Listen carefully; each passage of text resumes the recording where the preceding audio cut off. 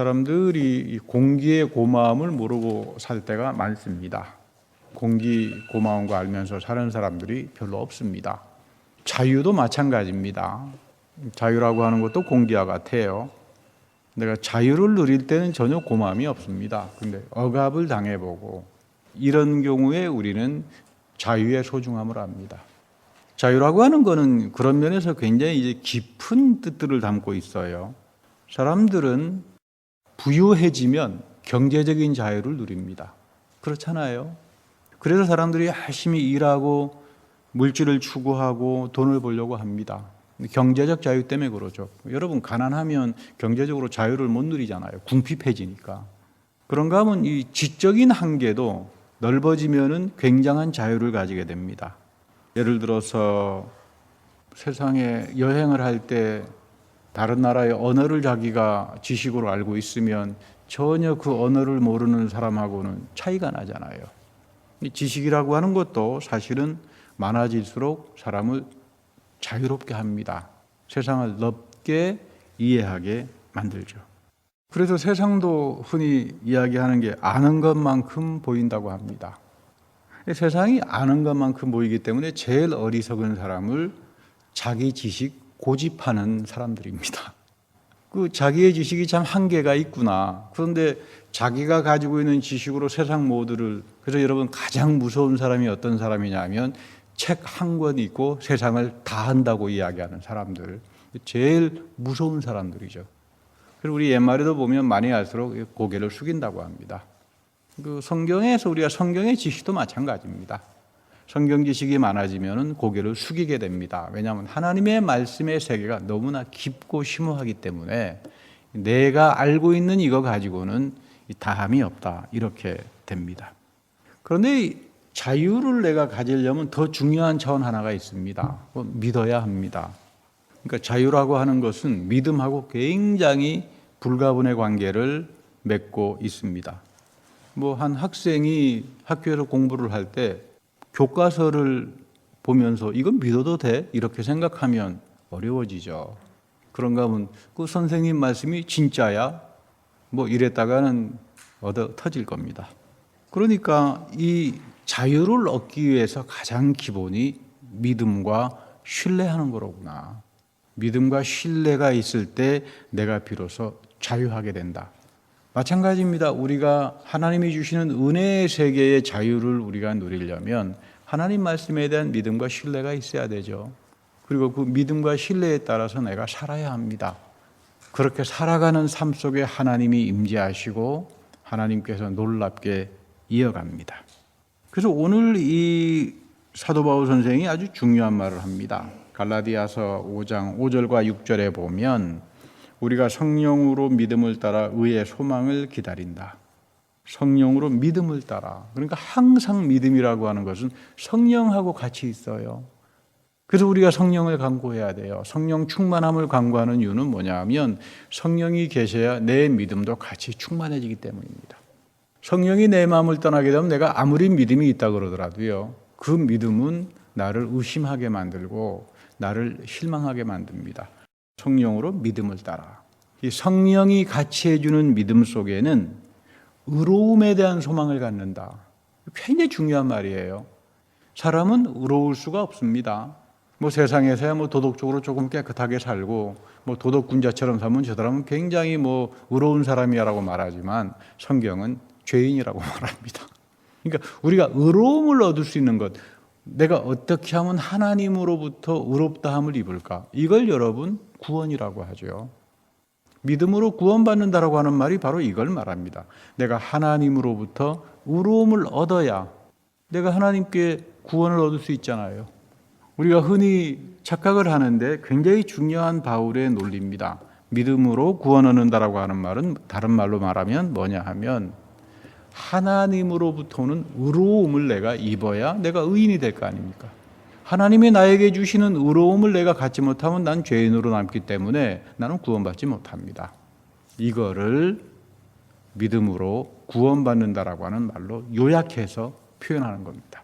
좀 더 정확한 말은 뭐냐면 성령에 따라 믿음으로, 은혜에 따라 우리는, 성령이 우리에게 오시는 게 믿음이잖아요. 은혜에 따라서 우리는 믿음을 가지고 하나님이 주시는 의로움을 내가 입게 되면 하나님이 너를 의롭게 여겨주셨다. 그러니까 내가 구원을 얻는 거죠.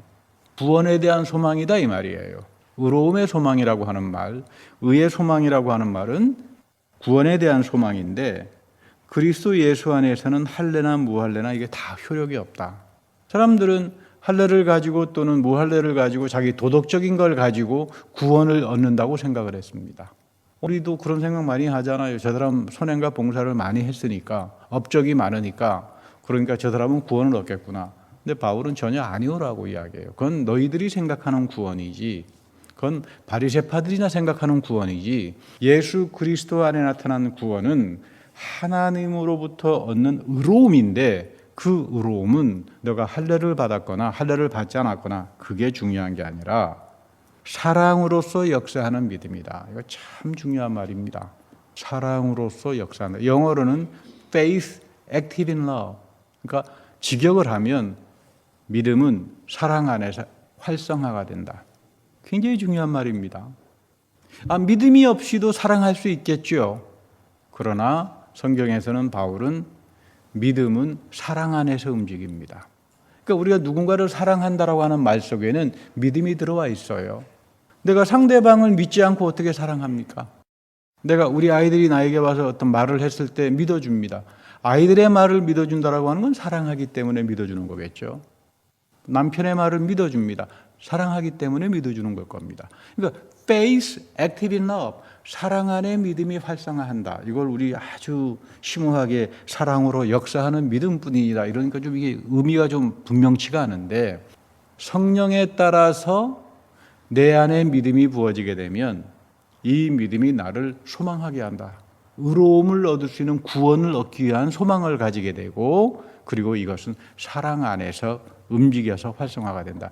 믿음, 소망, 사랑이라고 하는 바울의 말이 아주 간결한 표현이 오늘 이 본문 속에 아주 어려울 정도로 축약이 되어 있는 겁니다. Faith active in love. 굉장히 중요하죠.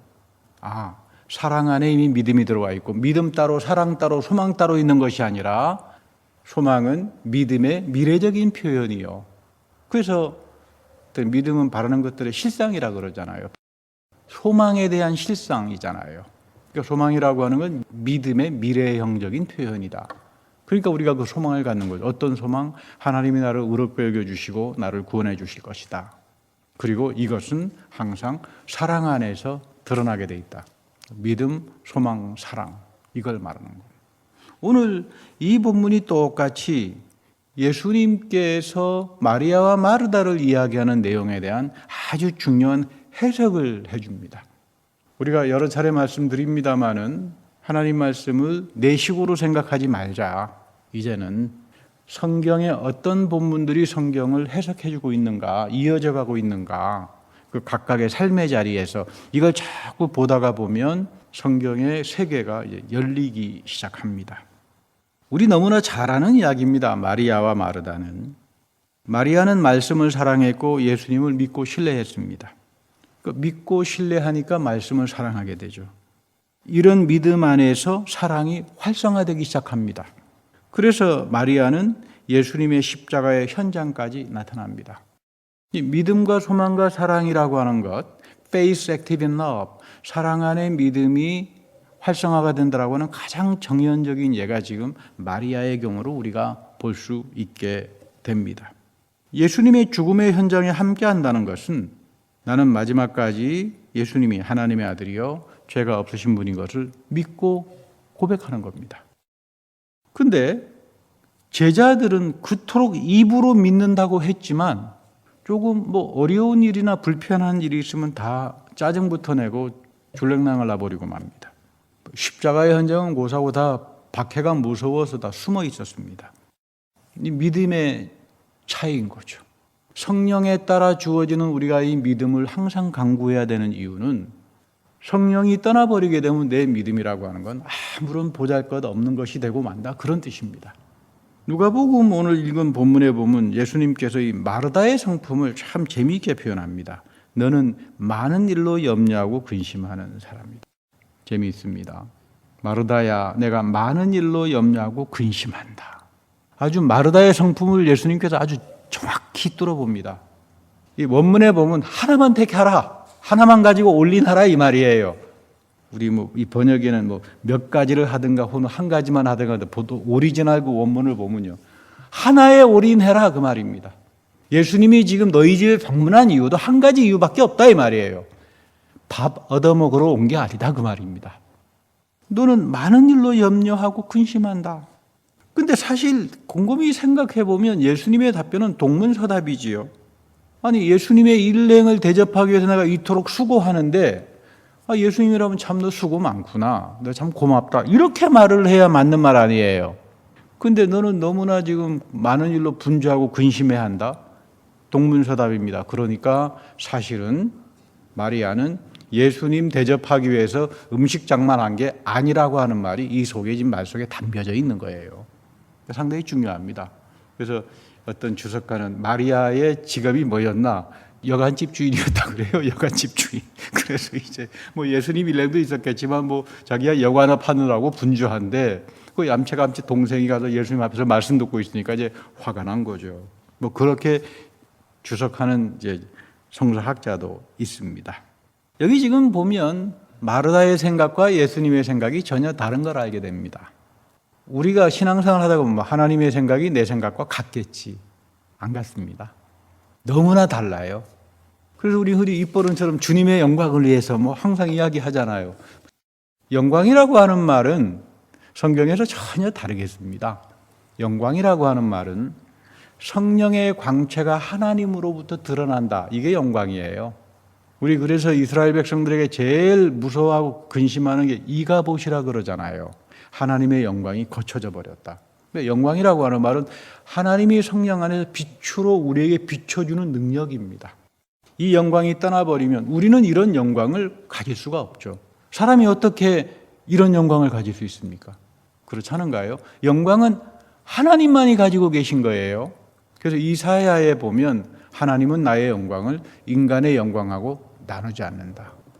영광이라고 하는 말을 세속적으로 생각하니까 어디 유명한 사람, 훌륭한 사람에게 명예롭게 하기 위해서 박수도 치고 환호도 하겠죠.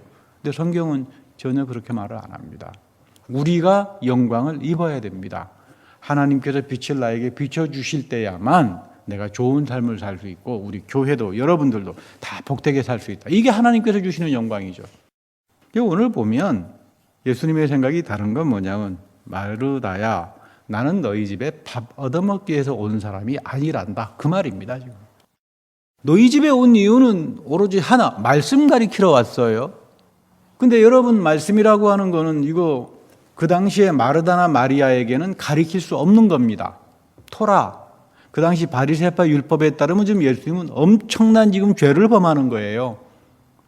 죄송스럽습니다만 예수님 당시에 여성들에게는 토라, 하나님 말씀을 배우도록 허락이 안 돼 있어요. 요즘은 여러분 세상이 너무 좋으니까 성경 공부 여러분 참 소중하게 생각해야 합니다. 예수님 당시에 토라를 여자들이 배운다? 큰일 나죠. 지금 여기에는 오라비 이야기도 없잖아요. 마리아 마르다, 토라를 가리킨다라고 하는 것, 이 말씀을 가리키기 위해서 지금 예수님은 위험을 무릅쓰고 그 일을 하는 겁니다. 근데 너는 엉뚱한데 정신 팔려가지고 와서 내가 지금 하려고 하는 이 소중한 일을 회방 놓지 마라 그 말이에요. 우리가 성경을 읽다가 보면 마르다는 자기 생각으로 가득 차 있고 염려가 많고 그리고 많은 일로 근심하는 사람입니다. 자기 생각으로 너무나 넘치다가 보니까 주님을 대접한다라고 하는 게 그분의 말씀을 듣고 그 말씀대로 사는 걸 모르고 예수님과는 전혀 다른 생각을 가지고 살게 됩니다. 마리아를 향해서 예수님께서 하시는 말씀이 가장 좋은 것을 선택했다. 그 당시에 그 누구에게도 허락되지 않는 말씀을 배우는 것이 마리아에게는 허락이 된 거다. 그 이야기하는 겁니다. 오늘 우리도 교회 와서 자기 생각을 추구하는 경우들이 굉장히 많습니다. 마르다처럼 염려도 많고 근심도 많고 세상적인 일로 이것도 해야 되겠고 저것도 해야 되겠고 많이 분주합니다. 그런데 하나님은 여러분들에게 그만하고 하나님 말씀에 올인하라 그렇게 말합니다. 그럼 하나님 말씀 안에 뭐 떡이 나옵니까? 밥이 나옵니까? 떡과 밥이 나옵니다. 하나님 말씀 안에서 얻어먹는 떡이 진짜 떡이고 먹는 밥이 진짜 맛있는 거예요. 하나님 말씀 안에서 내가 버는 물질도 나를 자유롭게 하지, 내가 욕심을 가지고 돈 벌려고 그러다가 잘못되는 사람들 참 많잖아요. 내가 엉뚱하게 정보 지식 가지고 자기를 잘난 척 하려고 하다가 돌팔이로 돌쇠 같은 사람으로 드러나는 것도 세상에 수치를 당하잖아요. 하나님 말씀 안에서 지식도 배우는 거고, 하나님 말씀 안에서 세상에 대한 축복도 배우는 거고, 일로 들어가라 이 말이에요. 마르다는 여기에서 실패하는 겁니다. 하나에 몰두하라. 신앙생활이라고 하는 것은, 하나님이 원하는 것은 하나님 말씀에 올인하라. 그 안에서 내가 원하는 것들을 다 찾는다 이 말이에요. 그 안에 보물이 담겨져 있다. 이걸 떠나버리면 너는 분주한 일로, 염려하는 일로. 그래서 여러분 마르다 보세요. 예수님의 십자가의 현장은 고사하고 예수님이 어려울 때 얼굴 콧대기도 비치지 않습니다. 마리아가 나타나죠. Faith active in love, 말씀이 있었기 때문에 사랑 안에서 마리아의 믿음이 활성화가 되는 겁니다. 그렇잖아요. 그런 면에서 여러분들 이 사랑 안에서 역사하는, 사랑 안에서 활성화되는 이런 믿음, 이런 소중한 믿음의 사람들이 되기를 축복합니다. 그런데 전혀 엉뚱한 사람들이 바리새파입니다. 바리새파들은 따져요. 예수님의 말씀 믿고 신뢰하면 사랑이 생기는데 대부분 바리새파들은 변론하자, 따져보자. 여러분 따지면 싸움밖에 안 나오잖아요. 바리새파들이 그런 식이에요. 예수님을 붙들고 변론하자. 그러다 보니까 어떻게 하면 책 잡으려고 그러고 올무를 넣으려고 그러고, 그래서 예수님께서 바리새파를 심판하는 겁니다. 이런 마음 갖지 마라. 회칠한 무덤이다. 겉만 교회 다닌다 이 말이에요. 겉만 뻔히 보이는데 그 속을 들여다가 보면 하나님의 말씀이 살아있지 않으니까, 하나님 말씀이 살아있으면 믿음으로 활성화가 되겠죠. 그래서 하나님께 영광을 돌리는 사람이 될 수 있는데, 하나님의 영광이 그를 통해서 드러나는데 전혀 바리새파들에게는 그게 없었습니다. 그래서 예수님은 양에 대한 비유를 많이 이야기합니다. 양은 유별나게 뛰어난 동물이 아닙니다. 양은 주인의 음성을 듣는 동물이에요. 그 양이 시력이 좀 많이 나쁘다 그래요. 그래서 이 주인의 음성을 들어야만 살 수 있어요. 그래서 양처럼 청각이 뛰어납니다. 양처럼 되라. 하나님 말씀을 경청해라. 예수님께서 그렇게 말하는 겁니다. 우리 사무엘하 12장 13절에 가보면 그 유명한 다윗 왕의 범죄 이야기가 나옵니다. 그래서 하나님의 사람 나단 선지자가 다윗을 찾아가서 책망합니다. 그런데 이 나단이 다윗을 책망하면서 그 든 예화가 참 인상적이에요.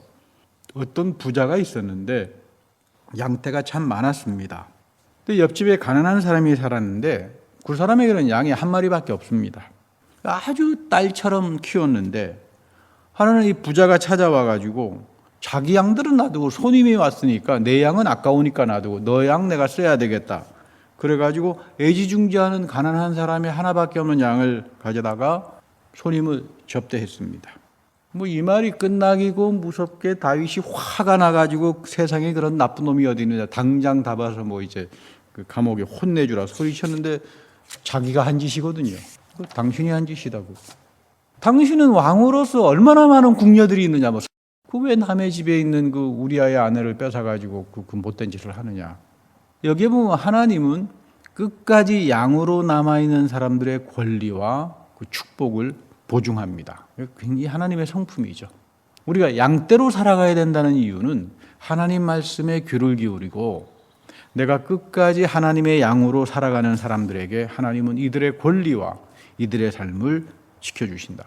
그런데 이 양에서 일탈해버리고 늑대가 되겠죠. 그러면 우리는 바리새파 같은 존재가 되어버립니다. 쉽게 정죄하고 변론하자 그러고 자기가 말하는 내용도 모르는 엉터리 같은 지식을 갖다 놓고는 자기를 굉장히 지식인인 것처럼 드러내다가 다 위선자가 되어버리죠. 그걸 회칠한 무덤이라고 말합니다. 여러분, 우리가 성경을 통해서 하나님의 지식을 배우는데 하나님의 지식이라고 하는 건 우리가 죽을 때까지도 모릅니다. 그러니까 하나님의 말씀을 알게 되면 한 가지 알게 되는 게 나는 이 하나님 말씀을 다 담지 못하는구나. 그래서 겸손해집니다. 하나님 말씀을 다 모르기 때문입니다. 이런 사람들에게 신령한 세계, 은혜의 세계가 열리기 시작하는 거죠. 우리 모세가 가나안 땅에 12 정탐꾼을 보냈을 때 믿음으로 보고한 사람이 있었습니다. 그 사람이 여호수아하고 갈렙이었죠. 여호수아하고 갈렙은 모세들을 이을 만큼 훌륭한 사람입니다. 근데 보통 같으면 갈렙이 내가 모세의 후임자가 될 수 있는데 여호수아가 됐다면 그 시기도 할 수 있고 그 정죄도 할 수 있고 마음이 불편했을 텐데, 거기다가 이스라엘 백성 중에는 갈렙을 좋아하는 사람들이 많았습니다. 근데 성경 어디에도 갈렙이 여호수아에게 스트레스를 줬다, 하드 타임을 주었다, 이런 본문이 없어요. 오히려 여호수아가 통치할 때는 나타나지도 않습니다. 다 나이가 들어서 80살이 넘어가지고 나와서 85세가 되어서 하나님이 이스라엘 백성에게 약속하신 이 산지를 나에게 주십시오. 굉장히 중요한 이야기죠. 지금 이 갈렙은 무대뽀가 아닙니다. 하나님이 약속을 했어요. 모세에게. 하나님의 약속이 있기 때문에 이제 내가 이 약속대로 행하면 하나님께서 주시지 않겠습니까? 근데 여러분, 여기에 사는 안악 자손은 장대한 자손이고 위험한 사람들입니다. 나이 85세가 돼가지고 갈렙이 무슨 무대뽀의 사람도 아니고, 이 사람이 가지고 있는 용기는 다른 데서 나오는 게 아닙니다. 하나님의 약속으로부터 나오는 겁니다. 하나님께서 모세에게 약속했으니까 당연히 이제 우리가 그거를 차지해야 되지 않겠나. 복된 믿음이라고 하는 것은 자기 주관적인 착각에서부터 절대로 시작하지 않습니다. 성경을 통해서 하나님이 하신 약속이 무엇인가, 그리고 이 약속에 올인해서 순종하고 살아갈 때에 하나님의 역사가, 하나님의 성취가 드러나는 것을 말하죠. 구약에서 보면 사랑 안에서, 믿음 안에서 활성화된 믿음을 가진 사람이 갈렙이 될 수가 있습니다. 제가 아는 한 동료 교수 가운데에 아이를 한국에서 입양한 분이 있으세요. 근데 이 아이가 이제 사춘기 되니까 자꾸 문제를 일으킵니다. 이 동료 교수도 이제 사실은 3세 정도에 속하는 이제 한국 사람이지만 거의 한국말은 잘 못하는 그런 분입니다만은. 그래서 고민합니다. 아들 때문에 참 자기가 고민이 많다고, 어떻게 하면 좋으냐. 그러다가 이분이 이제 마지막 생각한 것이 이 아이들을 한국에 데려가서 버려진 병원을 보여줬다고 해요. 아버지가 너를 이 병원에서 만났다. 너를 입양했을 때 넌 버려진 사람이었고 나는 굉장히 어려운 삶을 살 때였다. 그때야 이 아들이 정신 차리고 이제 제정신이 돌아오더래요. 사실 성경은 하나님의 사랑 앞에 서보지 않은 사람은 절대로 은혜를 알지 못합니다. 하나님의 은혜를 알지 못하는 사람들은 절대로 죄가 뭔지 모릅니다. 죄가 모르는 사람은 절대로 믿음이 뭔지 모릅니다. 사랑 안에서 활성화되는 믿음, 성령에 따라 믿음으로 주어지는 그 구원, 절대 알 수가 없습니다. 사순절이라고 하는 것은 바로 이 하나님의 사랑 앞에 서는 걸 말합니다. 예수 그리스도의 참혹했던 삶 속에서 하나님의 사랑이 나에게 드러났다. 그래서 나는 이 사랑 앞에서 감당하지 못합니다. 항상 그래서 우리는 성령을 통해서 나로 하여금 예수 그리스도 앞에 드러난 하나님의 은혜의 사랑 앞에 서게 해 주십시오. 거기에서부터 나의 연약함을 깨닫기 시작하고 나의 죄를 깨닫기 시작하고, 동시에 그럼에도 불구하고 나를 사랑하시는 하나님의 은혜를 알게 합니다. 이것이 우리 안에서 살아있으면서 하나님으로부터 오는 의로움을 얻게 하고 구원을 얻게 하고 사랑에 따라서 활성화되는 믿음을 가지게 되는 겁니다. 누가 사순절에, 누가 그리스도의 고난에 같이 동참하고 같이 갈 수 있는 믿음의 사람들인가? 그것은 갈렙과 같은 사람이요, 마리아와 같은 사람이요, 또한 사랑 안에서 활성화가 되는 믿음을 항상 성령을 통해 강구하는 여러분과 같은 사람이라야 합니다. 이런 축복이 여러분들의 인생에 같이 하기를 바랍니다. 다 같이 기도하겠습니다. 하나님, 우리는 믿음을 이야기하고 구원을 쉽게 이야기하지만 성경의 그 깊은 의미와 생각들을 잘 모르고 입버릇처럼 말할 때가 많습니다. 그러나 오늘 주님께서 말씀하시기를 항상 성령으로 내 믿음이 깊어지며 구원이라고 하는 의로움의 소망을 가지게 되고 내 믿음이 사랑 안에서 역사하는 것, 이것을 우리가 사순절에 배워야 되는 소중한 믿음이고, 갈렙처럼 또는 마리아처럼 우리의 믿음도 이 하나님과 함께 마지막까지 동행하는 그런 귀한 믿음의 사람이 되게 하여 주옵소서. 우리 구주 예수 그리스도의 이름으로 감사하며 기도드립니다. 아멘.